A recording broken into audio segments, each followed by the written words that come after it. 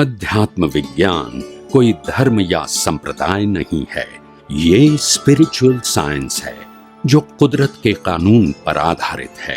ये विज्ञान पूरे ब्रह्मांड के सभी रहस्यों को उजागर करता है और जीवन के सभी पहलुओं को समझने के लिए एक नई दृष्टि देता है।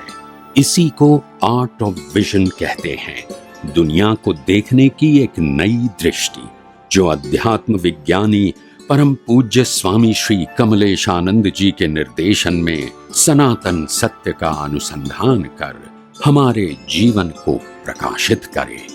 जय सच्चिदानंद। भाई और बहनों, मातृशक्ति को नमन। सत्संग काफी ऊंचाई तक पहुंच गई है। ऊंचाई का अर्थ हुआ कि ज्ञान दर्शन हमारा भी धीरे धीरे खुला होने लग गया है। ज्ञान दर्शन खुला कब होता है? जिसका ज्ञान दर्शन खुला हुआ होता है वही दूसरे को करा सकता है। उसको अनुभव कहते हैं, उसको जो है वो एहसास कहते हैं। तो इन्होंने, स्वामी जी ने आत्मा का एहसास किया, स्पर्श किया, अनुभव किया, और वो अनुभव सनातन सत्य के रूप में पूरी दुनिया में बांट रहे हैं। तो ऐसे स्वामी जी को पाकर के हम धन्य हुए। स्वामी जी समस्त श्रोताओं की तरफ से आपको जय सच्चिदानंद। स्वामी जी, काफी गहन प्रश्न हमने किए। अब थोड़ा सा हम सूत्रपात करते हैं उन लोगों के प्रति जो बेचारे झुग्गी झोंपड़ी वाले हैं। आज भी झुग्गी झोंपड़ी बहुत है। आप बॉम्बे में चले जाइए, छोटे छोटे, हमारे जोधपुर में भी झुग्गी झोंपड़ी अभी बहुत है। यानी वो ठीक है, पेट भरते होंगे, फिर भी उनको गरीबी रेखा के नीचे ही कहा जाएगा। उनका पूरा भरण पोषण नहीं होता, पानी गिरता है, और एक छोटी सी झोंपड़ी के अंदर एक जो बना करके वो आसियाना, उसमें 10-10, 20-20 लोग रहते हैं, बीमार रहते हैं, साथ रहते हैं, सारा सफोकेशन है, ये है वो, आज भी बहुत है। तो ऐसे लोग या आदिवासी लोग, जो कि हमारे उदयपुर का पूरा एरिया आदिवासी का है, जो कुछ समझते नहीं है कि क्या धर्म होता है, क्या कर्म होता है। उनका तो रोटी ही सबसे बड़ा धर्म कर्म है। तो ऐसे लोगों के लिए जो केवल रोटी को ही धर्म कर्म मानते हैं, ऐसे लोग किस तरीके से सनातन सत्य को प्राप्त कर सकते हैं, उनके लिए क्या सूत्र हो सकते हैं, उनको कैसे समझा सकते हैं जब कभी उनके बीच के अंदर जाए। क्यों, हमको तो हर मानव मात्र तक जाना है, हर तबके के लोगों तक जाना है। तो ये लेवल है, ऐसे लोगों तक हम सनातन सत्य को कैसे पहुंचाएं, उनके गले उतरे और कुछ समझे कि नहीं आपने कुछ चीज दी है, हम इसको करेंगे। तो कृपया उनके लिए बताइए। प्रश्न के लिए धन्यवाद। देखो, ज्ञान चीज ऐसी है, समझ चीज ऐसी है, दृष्टि चीज ऐसी है, इससे भौतिक संपत्ति, सुख दुख या गरीब पैसे से डायरेक्ट कोई संबंध नहीं है। मगर गरीबी रेखा के साथ अज्ञान की जो तीव्रता होती है, ये तीव्रता इसको आध्यात्म के मार्गों को समझने में सफल नहीं बनाती है। क्योंकि आध्यात्मिक जीवन में तो जो व्यक्ति का जीवन सरल होता है, कम जरूरियात वाला होता है और ज्यादातर समय वो समझने में निकालता है, तो ही धीरे धीरे वो आगे बढ़ सकता है। पैसे वाला बढ़ेगा वो जरूरी नहीं है, मगर नेसेसिटी तो होनी चाहिए, ये हम मानते हैं। मगर जो लोगों के पास बहुत पैसा है इसीलिए वो आध्यात्म में आगे बढ़ सकते हैं, वो कहना जरूरी नहीं है।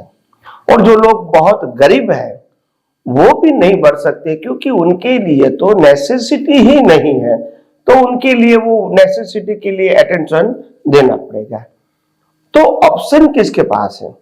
जो लोग समझदार हैं, जो लोग का जीवन सरल है, जो लोग अध्यात्म की वैल्यू समझते हैं, जो लोग आत्मा की कीमत समझ सकते हैं, जो लोग मन वचन काया की अवस्था की वैल्यू सिर्फ व्यवहार के लिए ही है, आत्मा की अनुभूति के लिए नहीं है और नहीं वो आगे जाने आने वाली है। ऐसा जो लोग समझ पाते हैं उसी के लिए ये आध्यात्म विज्ञान है।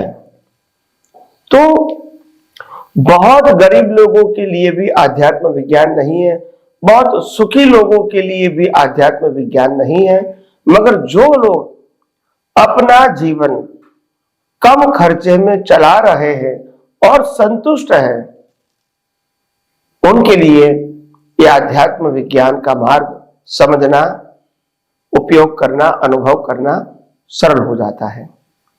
तो इंपॉर्टेंट बात यह कि झुग्गी झोपड़ी में रहने वाले लोग आध्यात्म में आगे नहीं बढ़ सकते हैं ऐसा नहीं है, मगर हाँ, वो झोपड़ी वाले के पास खाना भी नहीं है, पानी भी नहीं है, कपड़े भी नहीं है, यानी जिसको हम नेसेसिटी बोलते हैं वो नहीं है, तो ऑफकोर्स उनका जीवन नेसेसिटी पाने में ही संघर्षमय रहेगा और उसकी प्रगति नहीं होगी।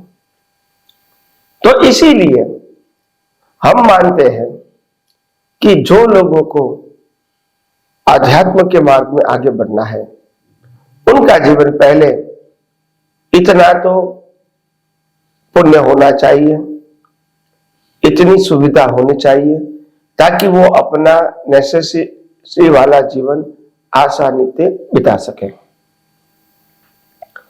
तो और दूसरी बात, इनको मुक्ति के मार्ग में, आत्मा की अनुभूति में रस होना चाहिए।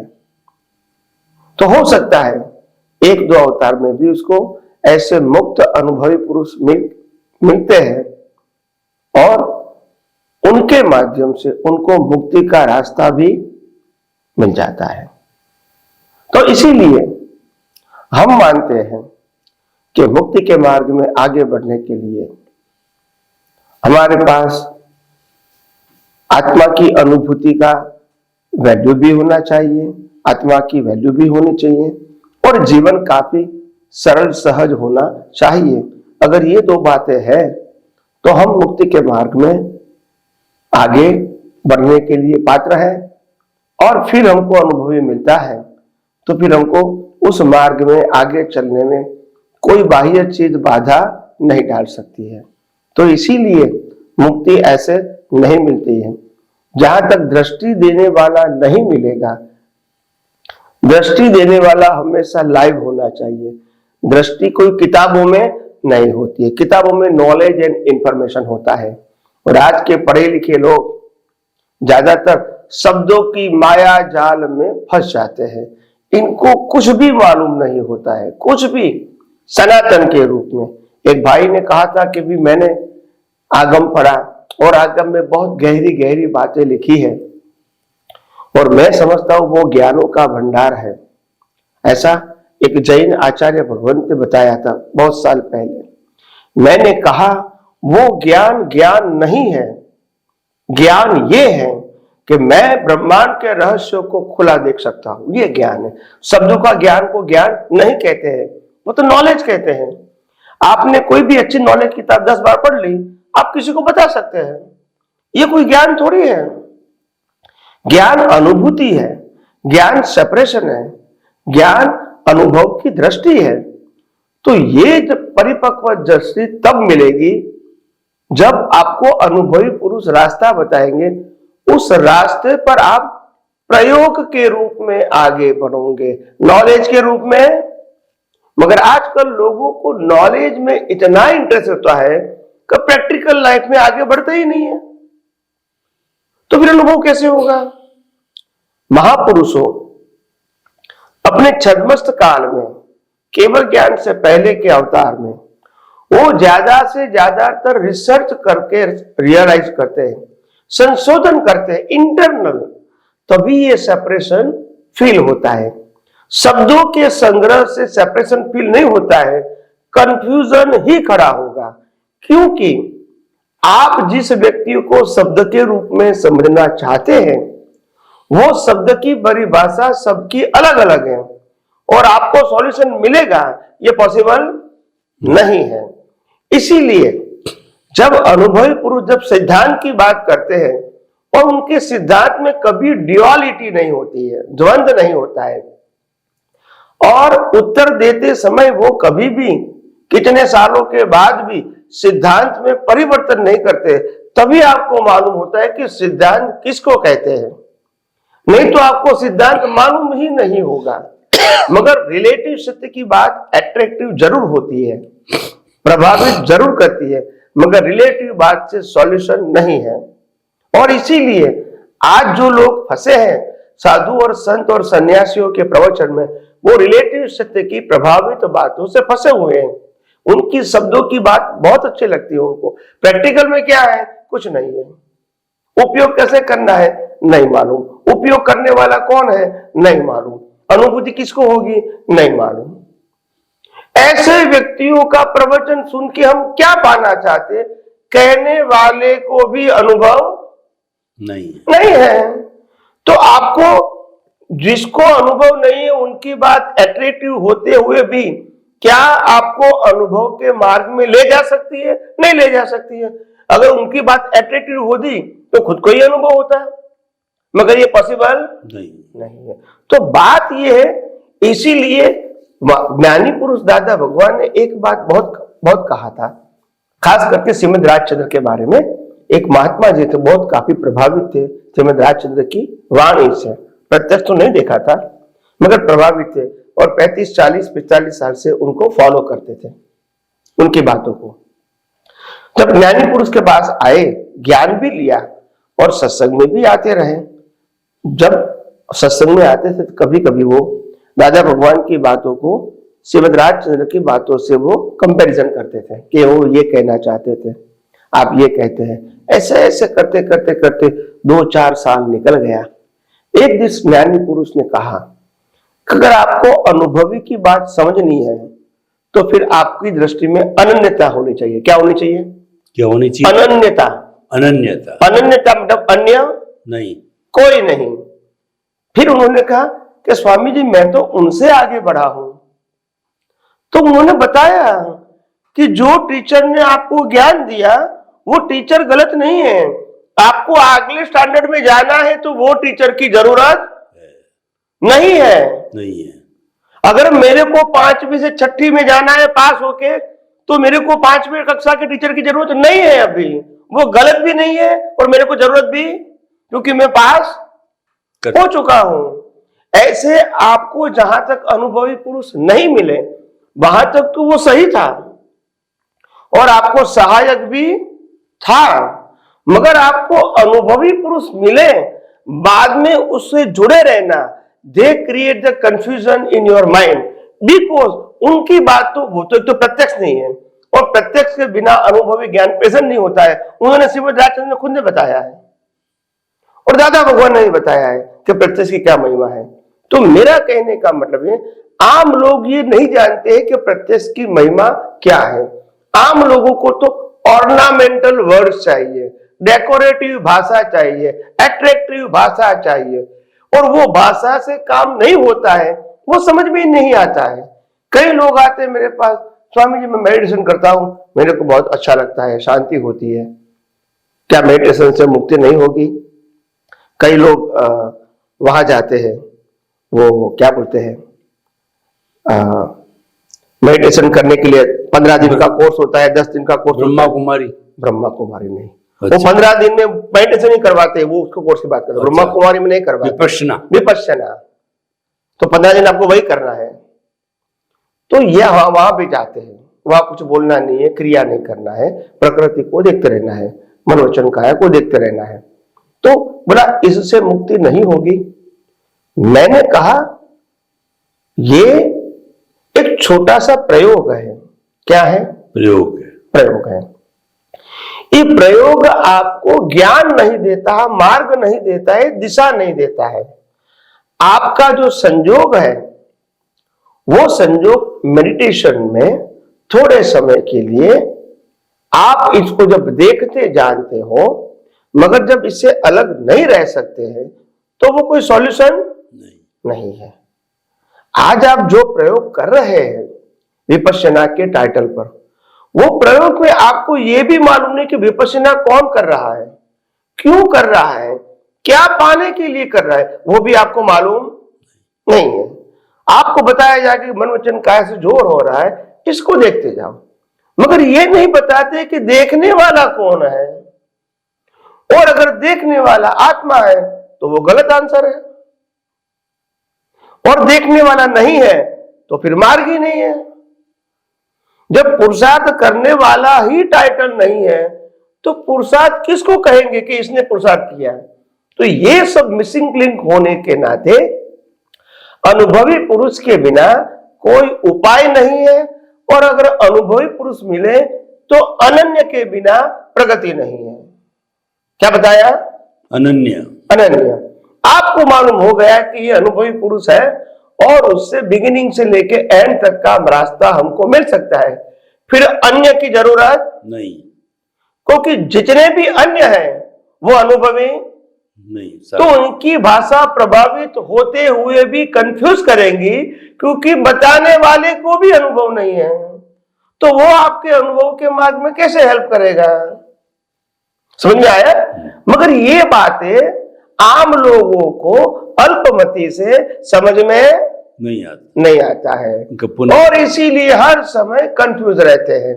इनको ये भी मालूम नहीं होता है कि उनकी भाषा और अनुभवी की भाषा में क्या अंतर है, वो नहीं समझ में आता है, क्योंकि बिन अनुभवी की भाषा हमेशा अट्रैक्टिव होती है, उनके वर्ड ऑर्नामेंटल होते हैं, क्योंकि वो लोगों को प्रभावित करना चाहते हैं, उनका एंगल ही यही है।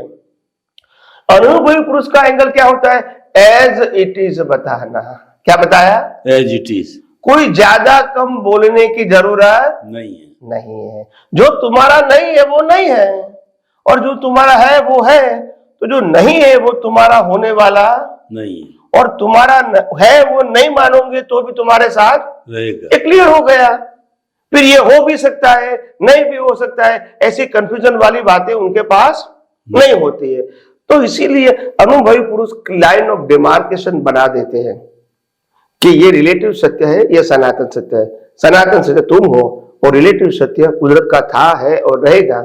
आपको अभी सिर्फ अनुभव करना है कि मेरे अलावा जो कुछ भी हो रहा है, दिख रहा है, ये कुदरत का है और कुदरत के पास रहेगा।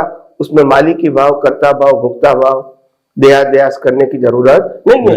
यही तो समझना है और यही अनुभव करना है, मगर हम अनुभव न करके हम शब्दों की माया जाल में फंस जाते हैं, और इसीलिए फिर कंपैरिजन करते हैं अनुभवी बिन अनुभवी की। पहली बात, अनुभवी बिन अनुभवी की कंपैरिजन हो ही नहीं सकती है। अनुभवी अनुभवी की हो सकती है, बिन अनुभवी की नहीं हो सकती। और अनुभवी की कंपैरिजन भी प्रत्यक्ष दूसरा है तो ही हो सकती है, परोक्ष में नहीं हो सकती है, क्योंकि वो समय निकल गया। आज दादा भगवान ने जो कहा था उस समय 25, 30, 40, 50 साल पहले, वो आज काम में नहीं आएगा। संजोग क्या हो गया? बदल गया। तो इसीलिए वर्तमान में जो अनुभवी है उसकी ही कीमत हर समय हर महापुरुषों ने बताई है। नहीं तो नहीं कहेंगे रामकृष्ण महावीर को फॉलो करो, कौन मना करता है? उनके भी तो शास्त्र है, मगर प्रत्यक्ष नहीं है ना। तो इसीलिए महापुरुष की बातों को मैंने कहा ना, माइक्रो समझने में बहुत समय लगता है। शब्दों से स्थूल भाषा में समझना तो आसान है बुद्धि से, मगर उनका मर्म समझने में बहुत समय भी लगता है, अवतार भी जाते हैं। और इसीलिए ज्ञानी पुरुष जो कहते थे दादा भगवान कि काम निकाल दो, मतलब कम से कम ये अवतार में ये विज्ञान चौगर दम से समझ लो, पतली गली से निकल जाओ, बस समझ लो। नहीं समझोगे तो आगे आपको समझाने वाला मिलेगा कि नहीं, वो कोई फिक्स बात नहीं है। तो इसीलिए ज्ञानी पुरुष स्पष्ट कहते हैं, जहां तक मैं जिंदा हूं चौगर दम से विज्ञान समझ लो, मगर लोगों को काम निकाल दो इसका मतलब भी समझ में प्रत्यक्ष होते हुए भी नहीं आया। और काम निकाल दो का मतलब उनके पास से हाजिर रहो, ये हो गया। तो ये करेक्ट नहीं है। आपकी दृष्टि को परफेक्ट कर लो, परिपक्व कर लो, आप सब साइंटिफिक कर लो, ये उनका कहने का मतलब था। तो आपकी हाजिरी वो इंपॉर्टेंट नहीं है, आपकी दृष्टि इंपॉर्टेंट है।